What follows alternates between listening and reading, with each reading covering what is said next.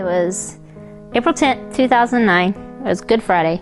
I was supposed to be going to meet some teacher friends up at Red River. And they were like, go talk to him. And I was like, no, I can't. And he was standing right beside me. And all of a sudden, she just walks up and rubs the back of my head. And like, sorry, they dared me. I had to. It was, you know, teacher friends, you have to do it. she tried to walk off. And he was like, no, wait, hey. I knew from the minute I met him that we were going to be together. As weird as that sounds, but on our wedding invitation is the poem quote that I wrote the night we met. And so I passed out at school, hit my head, and went to the hospital and spent 36 days, most of it in ICU, because my pancreas just started mass producing insulin. So, was at one hospital, then went to Baylor Plano, then got transferred to Baylor Dallas, and finally they did a surgery and took 3/4 of my pancreas out and my spleen, and thought that would be good. I mean, there was a point in time that she couldn't survive without being hooked up to a sugar drip, basically.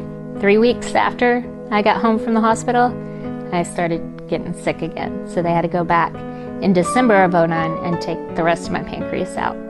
And then my doctor was like, you really need to get on the transplant list, because my blood sugars were always 400 plus. I was having a lot of problems, like my heart was starting to be affected, and I had neuropathy, my toes were starting to get numb.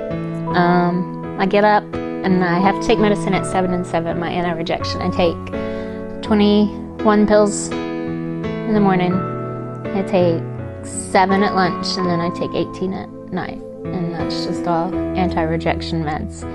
And I try to eat 6 meals a day because we're still kind of having some blood sugar issues. Like right now, that's why I ate a peanut butter and honey sandwich, because my blood sugars tend to drop. The 2 weeks right prior to the transplant was probably like, I was pretty much done. I was tired, I felt sick all the time. I was ready to give up. It was hard. And then they called me August 15th and got a pancreas transplant August 16th. And now we're just waiting to do one more surgery to go in there and kind of fix my stomach muscles that they've cut so much and try to kind of hold me all together. Mark tries to make me laugh, so it helps. But, I mean, the unknown is the most scary part. And I don't know, now I'm like, well, the little surgery is going to be the one that, you know, is detrimental. No, rub, that's tickle. That's tickle, that's tickle. Yes, like that.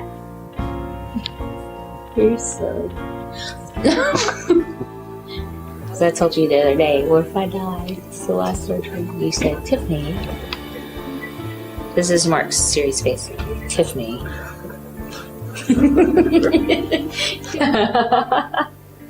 As long as we have to do it once and they repair it the way it's supposed to. Yeah.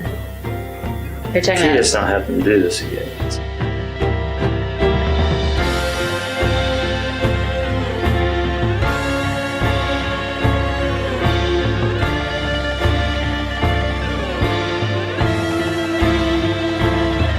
He didn't see me pregnant, but I mean, obviously she has them. There's something going on, so I'm not sure. He's like, I don't know what I'm gonna do surgery on.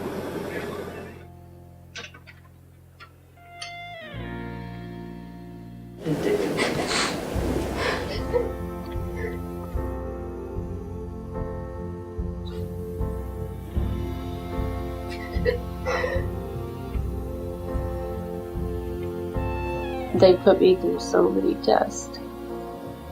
It's like the right hand wasn't talking to the left hand.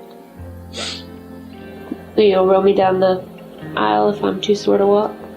Well, will you still marry me? We'll send you up.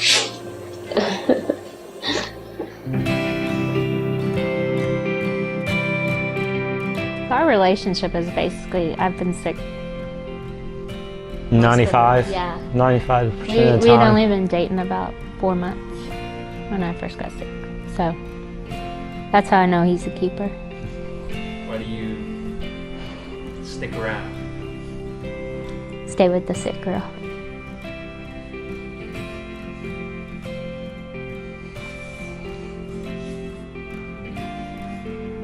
Because I love her.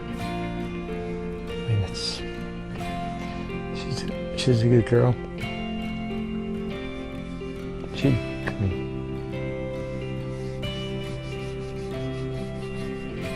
You're not supposed to be going crying. That's my job. That's a tough question. But she's good. I mean, she's got a big heart. She takes care of a lot of stuff. She's dealt with a lot of stuff. And you can't turn your back on something like that. You just can't.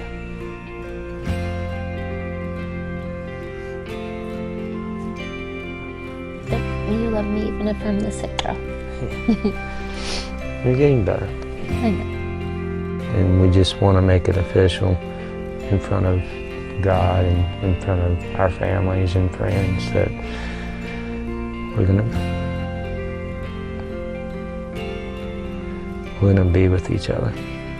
And that's a big statement.